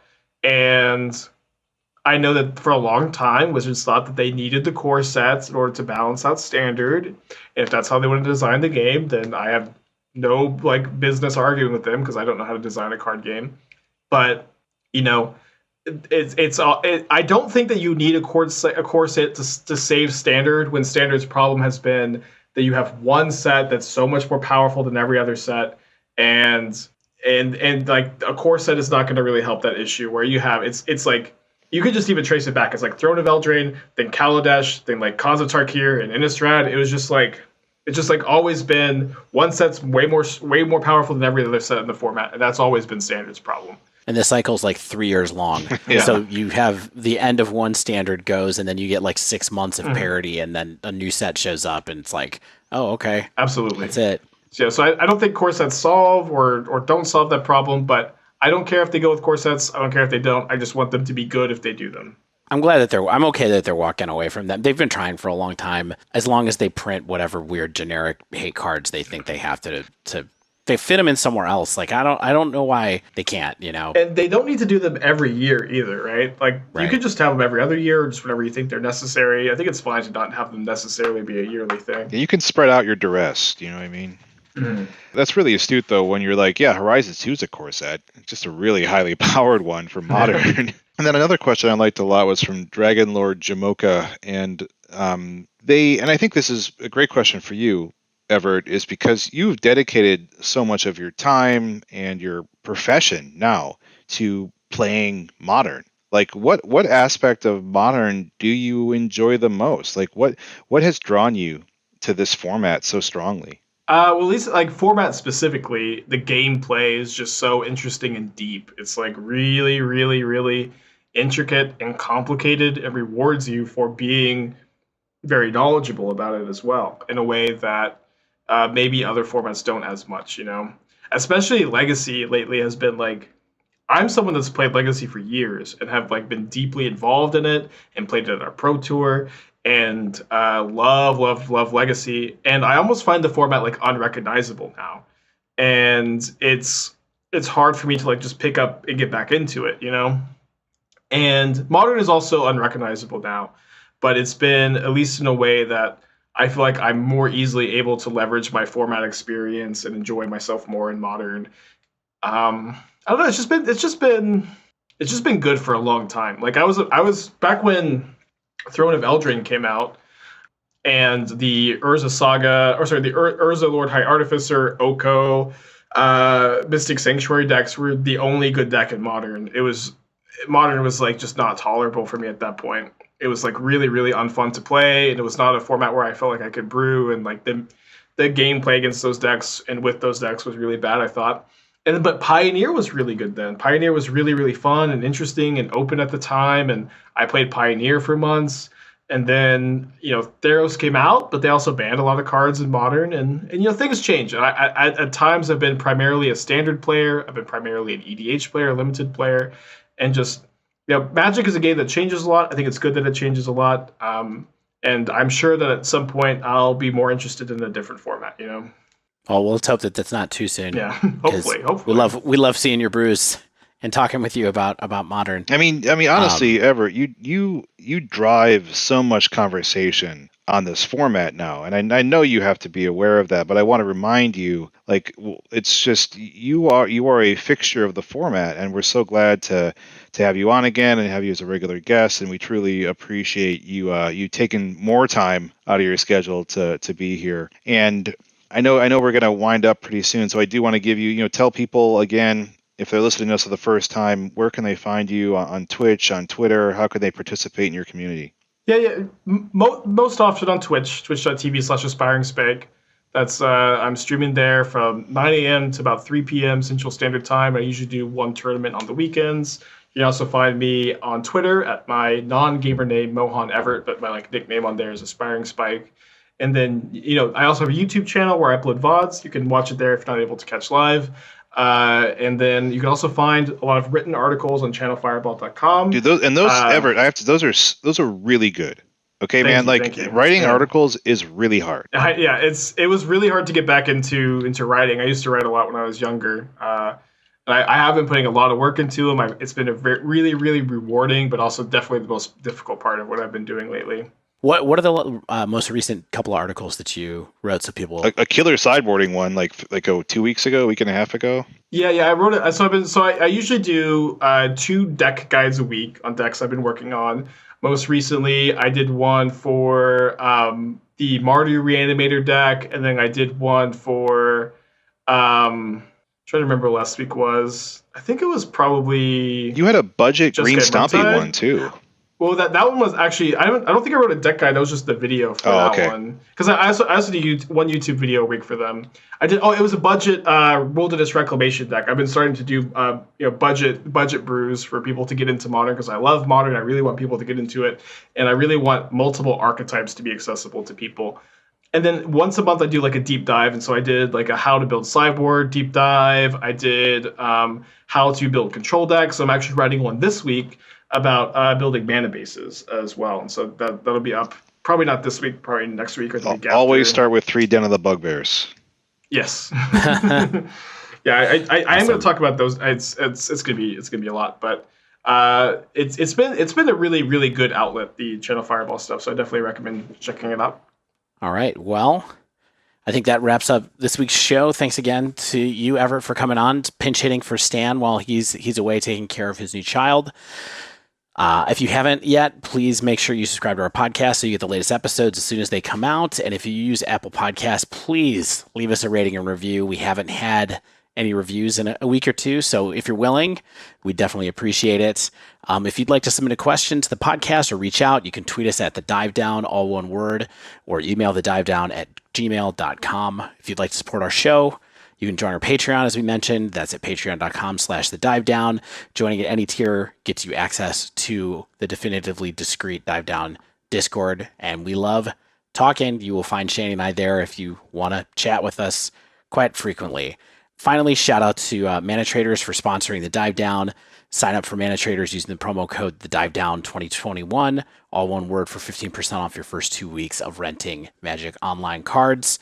Special thanks to the bands Nowhere and Spaceblood for letting us use their music for more than 2+ years at this point. So thank you to you both. And until next week, get out there and dress down, sanctify our endbacks, I guess.